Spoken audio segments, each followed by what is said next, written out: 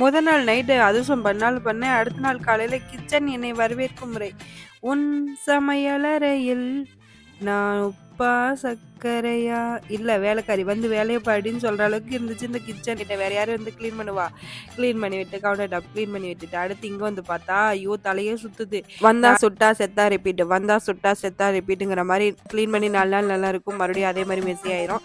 ஏம்மா இவங்களெல்லாம் கிளீன் பண்ணேன் எனக்கும் கொஞ்சம் கண்ணு காட்டு அப்படின்னு அதையும் வந்து தொடச்சு விட்டுட்டு இந்த பொரி கடை சும்மா கிடந்துச்சு. அதையும் மிக்ஸி கனவா எடுத்து வச்சுட்டு தக்காளி தங்க ரேட்டுக்கு வித்த காலம்ல போய் இப்போ கிலோ 7 ரூபாய்க்கு விற்க ஆரம்பிச்சு. அதில் 4 கிலோ வாங்கி போட்டோம்னா வாரத்துக்கே கிடக்குன்னு சொல்லிட்டு அதையும் வாங்கி போட்டுட்டு மீஷோல இருந்து ஸ்ட்ரிப் லைட் ஓட்டுக்கா டபுள் சைட் டேப் தான் ஆர்டர் போட்டிருந்தேன். அதுவும் வந்துச்சு. அதை ஒட்டி பார்த்து நல்லா ஒட்டுதான்ட்டு அந்த இதில் ஒட்டுச்சு. ஆனால் நார்மல் செவத்தில் ஒட்டலாம். என்னோட மண் செவரு. இந்த வேலையெல்லாம் பார்த்துட்டு சமைக்கிறதுக்கு மறந்துட்டேன். மணி 11 மணி ஆயிடுச்சு. இதுக்கு மேலே என்னடா சமைக்கணும்னு சொல்லிட்டு 2 நிமிஷத்தில் பண்ண தக்காளி ஊறுகாய் தான் பண்ணேன் இன்ஸ்டன்ட்டா.